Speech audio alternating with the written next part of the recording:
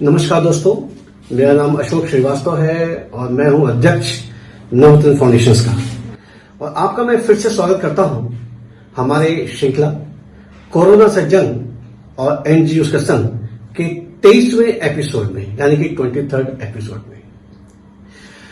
हमारा एक ही उद्देश्य है कि जो कोरोना के अंदर जो अब जंग बहुत लंबी हो रही है, इस जंग के दौरान जो हमारी भी जो ताकत है वो कहीं छीन ना हो जाए, कहीं कम ना हो जाए। हमें और अच्छी तरीके से लड़ना है, आगे बढ़ना है, तो इससे कहीं ना कहीं हमारा मनोबल ऊपर होता रहे, आगे बढ़ते रहे। तो यही करके अब सारी एनजीओ फिर से अपने शक्तियों को दोबारा से क्या इकट्ठा करके आगे बढ़ने का प्रयास कर रही हैं, क्योंकि हर एक की सामर्थ्यता कम होती है, ज्यादा होती है, वो डिपेंड करती है उनके अपने रिसोर्सेज के ऊपर। इसीलिए हम आपका परिचय करवाते हैं अपनी कुछ एनजीओ से जो कि हमारे साथ काम कर रही हैं और लगातार काम कर रही हैं। नोएडा की एनजीओ के बारे में हम आपको बता चुके हैं और आज फिर चलते हैं ग्रेटर नोएडा की ओर। ग्रेटर नोएडा में जो दो एनजीओ के हमने के आपसे बात करने जा रहे हैं, उनका मैं बहुत बड़ा कायल भी हूं और मैं देख रहा हूं कई सालों से जिस तरह से काम कर रहे हैं। दोस्तों, हमारे हिंदुस्तान के अंदर जो वैश्य समाज है उसकी भूमिका बड़ी इंपॉर्टेंट है और वाकई मैं कहूं कि सामाजिक उत्थान के कार्यक्रम में जो उनका योगदान होता है उसके लिए मैं वाकई उनके सामने नतमस्तक हो जाता हूं। और मैं देखता हूं कि कितना वो काम करते हैं और कमिटमेंट के संग काम करते हैं, शिद्दत के संग करते हैं और उनकी सोच कहीं ना कहीं दूसरे समाज से भिन्न होती है। इसलिए आपने देखा कि पूरे हिंदुस्तान के अंदर, चाहे किसी भी छोटा सा शहर हो, बड़ा शहर हो, आपको वहां पे कहीं ना कहीं उनकी धर्मशालाएं या उनके प्याऊ या उनके कुछ चीजें आपको जरूर मिलेंगी, जैसे आम आदमी का भला हो। इसी प्रकार से ग्रेटर नोएडा के अंदर श्री महाराज अग्रसेन वैश्य सेवा समिति ने भी कुछ नया करके दिखाने का प्रयास किया है। जी हां, मैं बात कर रहा हूं श्री महाराजा अग्रसेन वैश्य सेवा समिति की, जिसके अध्यक्ष हैं श्री सौरभ बंसल जी, जिनके महासचिव हैं श्री सर्वेश अग्रवाल जी और जिनके इसमें वर्तमान में कोषाध्यक्ष हैं, उनका नाम है श्री नवीन जिंदल साहब। सोच ये है कि जैसे नोएडा के अंदर अग्रसेन भवन बना है, जो कि हम कहते हैं एक बड़ा अत्याधुनिक धर्मशाला है, क्योंकि कहीं ना कहीं सोच थी कि एक आम आदमी जब हमारे शहर में आता है, उसको रहने के लिए, उसको रात बिताने के लिए, कुछ और कार्यक्रम करने के लिए कुछ जगह तो चाहिए, जो कि इस आधुनिक शहर में नहीं थी। इसी प्रकार से ग्रेटर नोएडा जो बाद में डेवलप हुआ, तो उसके लिए भी कुछ चाहिए था। तो इसलिए उन्होंने सारे काम को छोड़ करके पहले यही प्रयास किया कि एक यहाँ पे अग्रसेन भवन टाइप की धर्मशाला होनी चाहिए और उसी के लिए वो 2009 से प्रयासरत हैं और 2012 में उसका खाका तैयार हुआ और आज वो आगे बढ़ चुका है। कई करोड़ रुपए की लागत से अब वो आगे बढ़ के अब वो बनने की तैयारी में आ गया है। उसमें 2 बड़े बड़े हॉल हैं और कई 36 कमरे उसके अंदर हैं, जो कि शीघ्र ही तैयार हो जाएगा।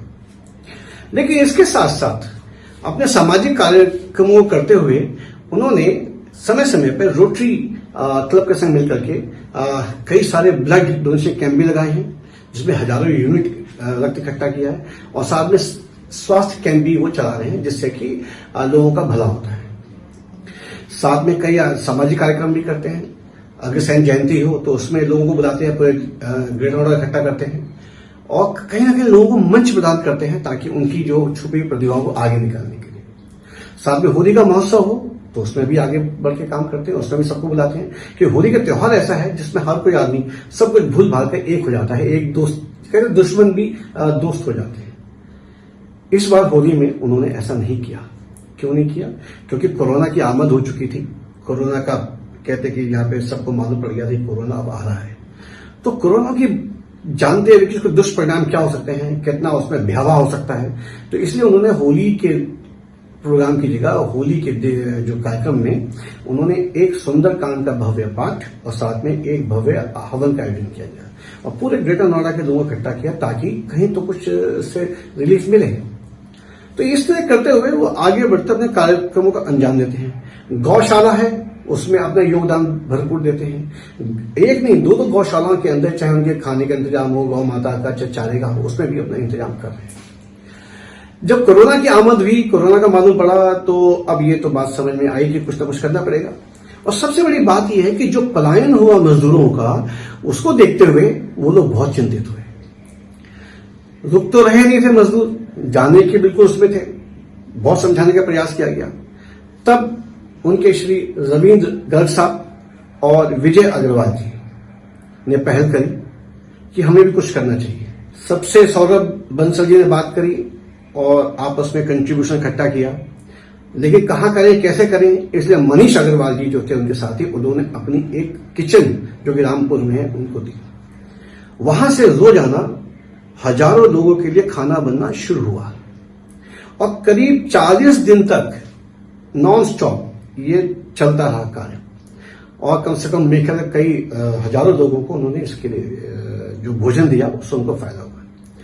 साथ में सूखे राशन की समस्या भी थी, कई लोगों का मजदूरों को, उनको सूखे राशन दिए, वो भी सैकड़ों की संख्या में, कम नहीं। जब मजदूर जा रहे थे, जो रुकने का नाम नहीं ले रहे थे, तो उनको जाते हुए उनको सहूलियत क्या मिले, इसलिए उन्होंने कम से कम 3 से 4 हजार पानी की बोतलें, कई हजार की संख्या में, मतलब मेरे ख्याल से ज्यादा 25 से 30 हजार केले उनको दिए ताकि चलते हुए उनका हो जाए। इसी प्रकार से उनको मिठाइयां भी दी, क्योंकि आप जानते हैं कि गर्मी के अंदर जब पसीना निकलता है तो जो चीनी है वो बहुत बड़ा काम करती है शक्ति देने का। ऐसी समय समय पर और भी प्रोग्राम करते रहे और साथ में इंतजाम करते रहे। और जब गौशाला के अंदर ये मालूम पड़ा कि गायों की भी समस्या है, तो वहां भी जाकर के उनके लिए काफी पूरा इंतजाम किया। और साथ में उन्होंने जो हमारे पुलिस पर्सन हैं जिनकी समस्या है, उनके लिए भी कई 600 से ज्यादा मास्क देने का प्रयास किया गया। तो कोरोना में यही चीज यहां तक नहीं रुकी, बल्कि इनके 2 और साथी, जो इनके वरिष्ठ साथी हैं, श्री पवन सिंघल साहब, जो कि काकोड़ के रहने वाले हैं और सेक्टर 3 ग्रेटर नोएडा के अंदर, उन्होंने पूरी एक रसोई चालू की। और वहां पे जो डी ब्लॉक है उसके आसपास जो 200-250 मजदूर रहते हैं, उनके लिए पूरे महीने भर किचन चलाया, पूरे महीने भर। और साथ में श्री ओम प्रकाश अग्रवाल साहब, जो कि संरक्षक भी हैं इस समय, क्योंकि मनोज गर्ग भी इसके संरक्षक रह चुके हैं। और ओम प्रकाश अग्रवाल जी ने विशेष रूप से स्वर्ण नगरी के आसपास के इलाकों में, जहां पे निर्धन परिवार रहते हैं, निर्धन है फैमिली ज्यादा हैं, तो वहां पर उन्होंने इकट्ठा किया और रोजाना 600 से ज्यादा लोगों को वहां पे भोजन का इंतजाम किया। तो इस प्रकार से आप समझ सकते हैं कि अलग से भी और एकजुट होकर भी काम कितना बड़ा करके इन्होंने दिखाया है। तो मैं श्री महाराजा अग्रसेन वैश्य सेवा समिति को उनके किए जा रहे कार्यों के लिए हम अपने नवरत्न परिवार की तरफ से उनको शुभकामनाएं देते हैं, बधाई देते हैं। और साथ में बस उनसे यही निवेदन करते हैं कि जो आप काम कर रहे हैं ये बहुत बड़ा है और जल्दी मुकम्मल हो, क्योंकि एक आम आदमी की सोच रखते हुए आपने जो ये धर्मशाला अग्रसेन बनवाने का काम किया है, जितनी जल्दी पूरा होगा उससे आम आदमी का भला होगा। आपको शुभकामनाएं, बधाई, बहुत बहुत शुक्रिया। दोस्तों, चलते हैं आज अपनी दूसरी संस्था की ओर, ग्रेटर नोएडा की। और ये संस्था कोई आम संस्था नहीं है, बल्कि ये हमारे उन अनुभवी लोगों की संस्था है जिनके बारे में जितना कहा जाए कम है। वो हमारी उस पीढ़ी की है कि अगर वो ना होती तो शायद हम भी ना होते। हमारे एक साथी हैं श्री दिव्य चंद्रा जी ने, उन्होंने 2-3 लाइनें लिखी हैं जो मैं आपको पढ़ के सुनाता हूं। कौन तुम्हें समझाए दर्दे दिल में नहीं जिंदगी में है, कौन तुम्हें समझाए दर्दे दिल में नहीं जिंदगी में है, जिसका इलाज किसी वैद्य के पास नहीं, ना किसी खुदा की बंदगी में है। जिसका इलाज ना किसी वैद्य के पास और ना ही खुदा की बंदगी में है। ये आखिर दर्द है क्या है जो उन्होंने कहने का प्रयास किया है? ये दर्द है हमारे उन बुजुर्गों का, हमारे वरिष्ठ नागरिकों का, जो समय रहते हुए, काम करते हुए पूरे जिंदगी के 40 साल अपने परिवार को बड़ा करने में और अपने परिवार को बढ़ाने में लगा देते हैं।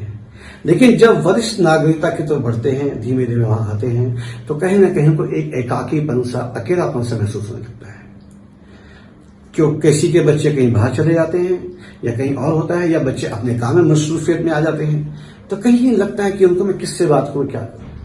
तो ये देखते हुए ग्रेटर नोएडा के अंदर, जहां पे बहुत संख्या है हमारे रिटायर्ड पर्सन्स की, तो उनके सोच में आया कि कुछ हम लोग अकेले अकेले हैं तो कुछ किया जाना चाहिए।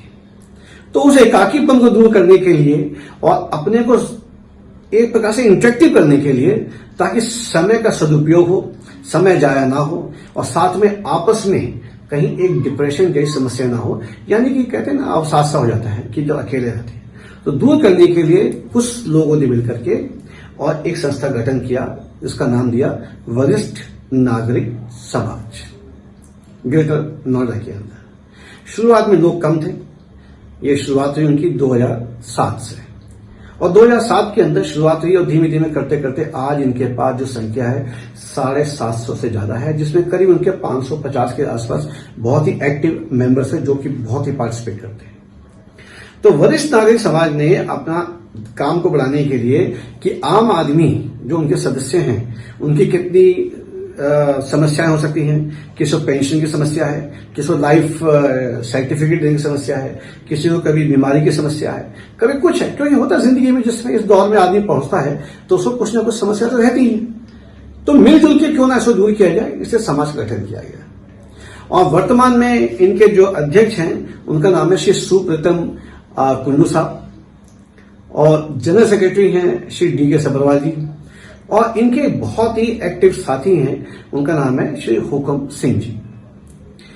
तो ये जब बात बड़ी बनी तो कुछ करना चाहिए, ये सोच करके हुई बात। तो सबसे पहले दिमाग में आया कि एक ऐसा स्थान होना चाहिए जहां पे एक सब लोग बैठ के बात कर सकें, मिल सकें। तो इन्होंने ग्रेटर नोएडा का अप्रोच किया और ग्रेटर नोएडा ने इनको एक जगह दी जहां पे इन्होंने बहुत ही शानदार, बहुत ही अच्छी और बहुत ही लाभदायक का मतलब है कि जहां पे आपको अच्छी चीज मिल सके, लाइब्रेरी का स्थापना की।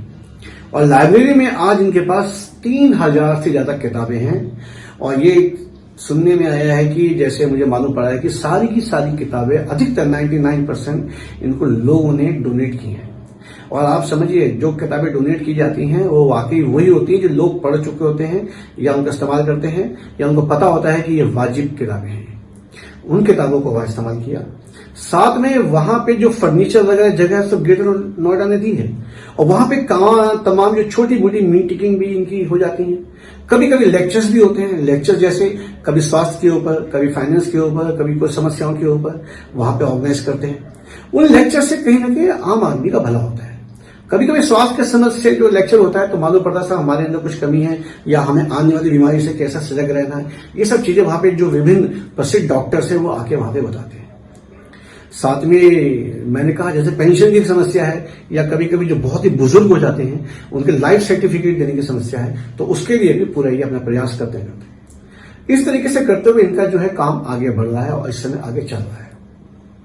और साल में ये कम से कम 3 प्रोग्राम ऐसे करते हैं जिसमें इनकी पूरी टीम कमिटमेंट के संग काम करती है, और साथ में उस समय कहते हैं कि जो अपना वरिष्ठ समाज का जो वरिष्ठ नागरिक समाज के सदस्य हैं बेइंतहा संख्या में इकट्ठा होते हैं और आपस में बहुत इंजॉय करते हैं।